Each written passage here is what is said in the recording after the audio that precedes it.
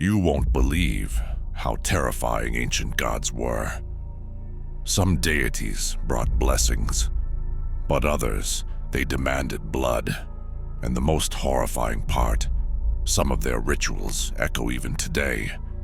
Prepare yourself, because today we're unraveling the dark and chilling world of the cruelest gods ever worshipped, the deities of the Canaanites. To understand why these gods were so feared, we need to go back thousands of years to the lands of ancient Canaan, a world where survival was brutal and people believed the gods controlled everything: life, death, famine, and war. The Canaanites were among the earliest civilizations in the ancient Levant, covering what is now Israel, Lebanon, Syria, and Jordan. They worshipped many gods, each ruling over different aspects of existence. But these weren't gods of mercy, they were gods of demand. And when the gods were angry, humans paid the price. If there was one god that struck pure terror, it was Moloch. Moloch was a deity of fire, associated with sacrifice. But not just any sacrifice.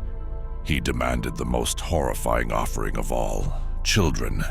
Imagine the valley of Ben Hinnom near ancient Jerusalem, the air thick with smoke, the sounds of wailing echoing in the night. A massive bronze statue of Moloch stands before the crowd, his hands outstretched, red hot from the roaring flames beneath him. Parents forced to make an unimaginable choice. The belief was simple: sacrifice your child, and Moloch would bring prosperity. Deny him, and disaster would follow. Ancient texts and biblical accounts describe these rituals as the darkest practices of the time.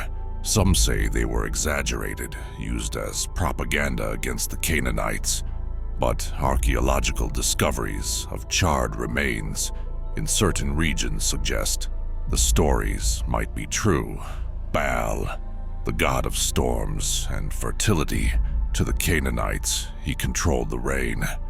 And in a land where drought meant death, Baal's favor was everything.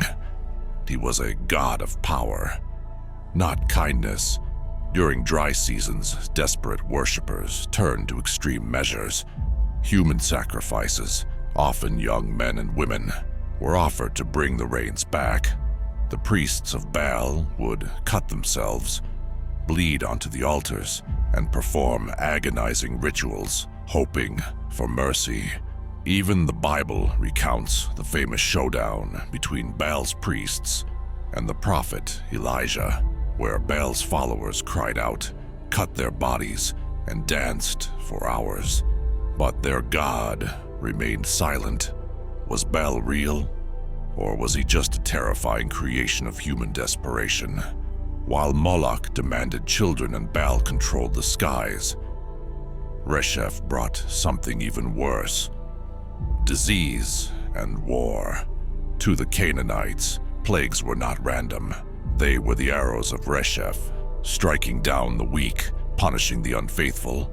Whenever sickness spread, the people knew they had angered Resheph, and to stop his wrath, they had to act. Rituals of atonement, blood offerings.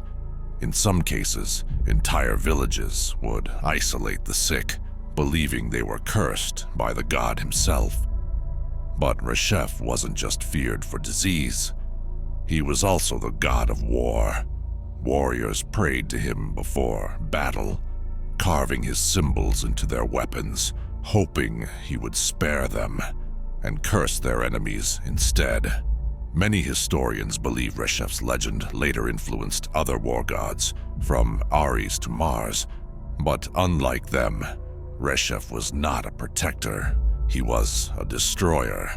Now, if you thought the gods we've covered so far were terrifying, wait until you hear about Anat. Anat was no ordinary goddess. She was a warrior, a deity whose hunger for battle knew no limits. Ancient texts describe her massacring thousands, bathing in their blood, and decorating her temple with their severed hands and heads. Unlike other war deities, Anat didn't just fight. She reveled in slaughter. But she wasn't just about destruction. She was also a guardian of cities, fiercely protecting those who worshipped her. Was she a deity of war, or was she something much darker? Some believe Anat represents an ancient archetype, one that has been reimagined across different mythologies, from Athena to the Valkyries. But one thing is certain, her followers feared her as much as they worshipped her. Now, here's where things get even stranger.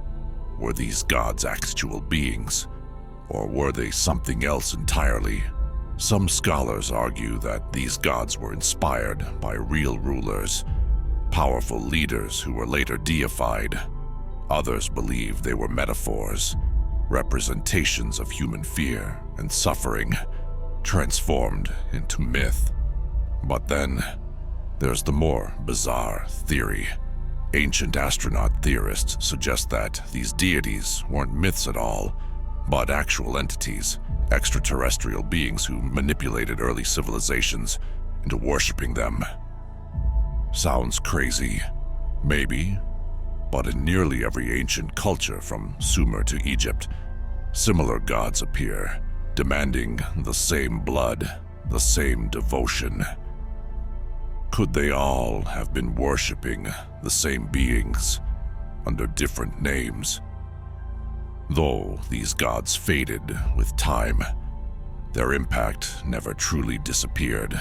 The legend of Moloch influenced the very concept of hell. Gehenna, the cursed valley, became a symbol of eternal suffering. Baal's name survived in myths and religious texts for centuries, often as a warning against false gods. And even today, Anat's image has inspired warrior deities across countless cultures. So, I'll leave you with this question. Were these gods simply ancient legends? Or is their influence still lurking in the shadows of history? If you want to uncover more ancient mysteries, subscribe now.